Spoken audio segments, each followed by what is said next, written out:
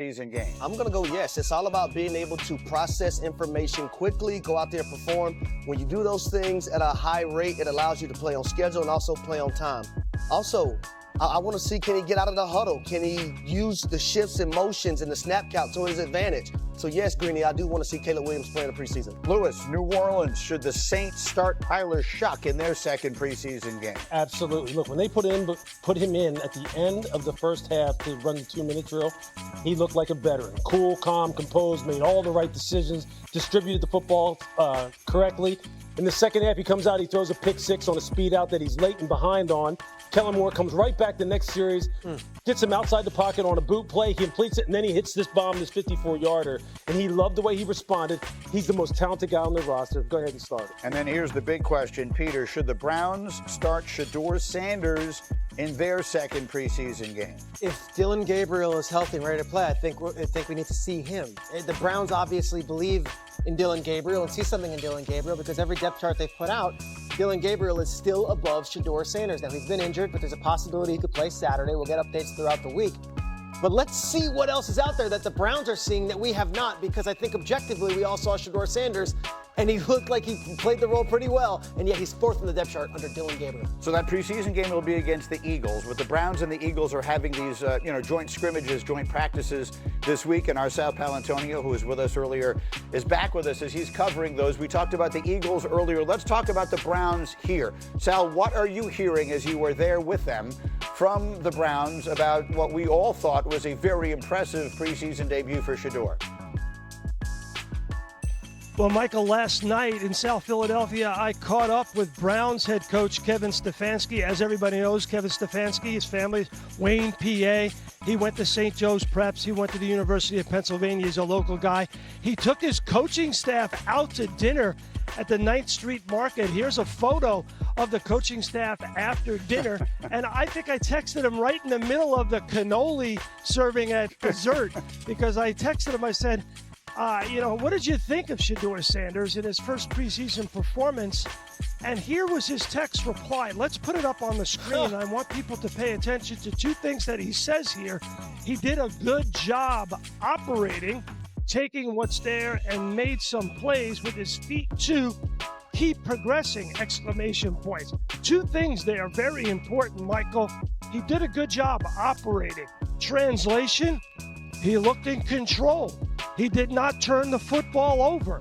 Keep progressing. If you watch him on the All-22, which I did after the game, he drifted in the pocket a little bit too much.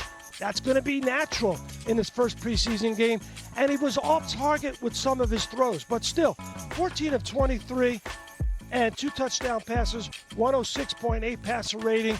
I think they are impressed with Shedeur Sanders. And yet, we all made a big deal here about their quarterback depth chart. He is still listed as 4th on it, despite the performance that had everybody talking. What, if anything, can you tell us about that? Well, I think Peter is correct. I think they want to see more from Gabriel. He's been injured. We might see him out here today on the practice field at the NovaCare facility a little bit against the Philadelphia Eagles. But I get the sense from Stefanski and the Browns, they don't want to fool around with the depth chart based on one preseason performance yet. They've got Flacco, they've got Gabriel, obviously they've got Kenny Pickett. He hasn't been able to get on the field because of a hamstring injury. And Shedeur Sanders needs to, quote, keep progressing. Now, I know, Lewis is always in game shape, but I'm sure he's been to Sarcone's Bakery during his time here in South Philadelphia. That's a favorite spot for everybody who comes to South Philly. Sal, stay with us for part of the conversation here. Let's get to that because, look, that is a piece of this. They've got 4 quarterbacks there right now. Teams don't keep 4 quarterbacks. That seems extremely unlikely, right? So some decision, they're going to have to start whittling this thing down. Like it got late early on us here, right? The season's in 3 weeks. So while I understand they'll say we have plenty of time to make this decision, in actuality, it's not plenty of time. How quickly do they need to be figuring this stuff out? Well, I think now, obviously, every rep takes on greater importance now because of just what you're talking about. Because eventually, the mode shifts from evaluation to really preparing for the regular season. Right. So all those guys have to get the reps that are going to wind up playing. So I think now, again, behind the scenes, during practices, during these joint practices, would be great as if Getup was sitting there on the field and we could actually watch and see if he's starting to get sprinkled in certain situations with the ones, with the twos, getting reps with guys who are going to be there come September. Because that would tell you, okay, look, they sense the urgency too. They know that he's putting, the pressure on them as far as, hey, we need to really start moving him up this ladder.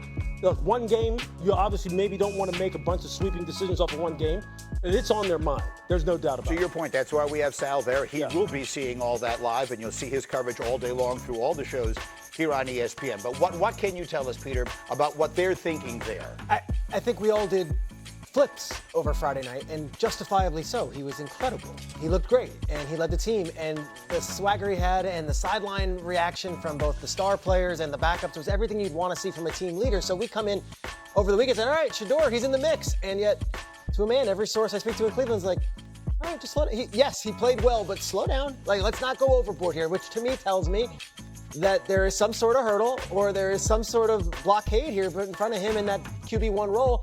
And it might be Joe Flacco just being cemented already as a QB1, or it might be they believe Dillon Gabriel's still further along, even though Dillon Gabriel hasn't been out there practicing because he's been injured. So to Sal's point, we might see Dillon Gabriel today. Let's see how the reps are split up. And I know everyone rolls their eyes. They also drafted Dillon Gabriel before him. I think that's a key point right there, right? After one preseason game, there's a reason why you drafted one guy in the third and one guy in the fifth, because obviously organizationally you thought that this guy presented more upside than the guy you drafted in the fifth round. You think you're just going to throw in the towel after one preseason game? No, you're not going to do that. They have a personal investment in Dillon Gabriel. They haven't been able to see him on the football field yet. They're not going to just move him down the floor all of a sudden now. They're going to give him his shot. And then you hope that in the end, professionalism and the meritocracy does win out, and then if he deserves being moved up, then move him up. But you're right. You're absolutely right, Peter. They haven't seen him yet.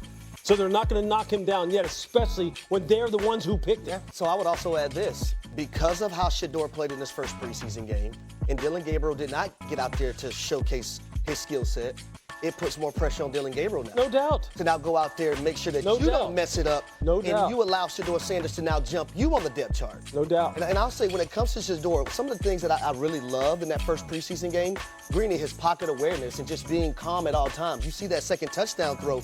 Hey, it's a free runner coming. Let me slide in the pocket, allow my running back to come over and pick up this blitz, but then ball placement. Having the ability to Here it is right here. slide on over to the right a little bit. Now, look how that football is low. That allows a receiver not to get kill shotted by a safety in a tight window area throw that you have to be able to complete that pass. Orlovsky did this tape for us the other day, exactly that. Everything he does on this play, Dan, I'll just recite it as best I can from memory. The way he moved was perfect, how quickly he still got rid of the ball, stayed in position as a thrower with his eyes downfield, and then exactly the ball placement, hips or lower, to give his receiver the chance. And loved that play. Because a lot of people knock Shedeur Sanders not being as athletic as Cam Ward or Jackson Dart. Showcasing 3rd and 9. Let me scramble, go pick up 10 yards. See, what was interesting is that text that Sal that we put up on the screen for Sal from Kevin Stefanski. He said, look, he made plays with his legs, almost like he was surprised. It was amazing because he showed that plenty of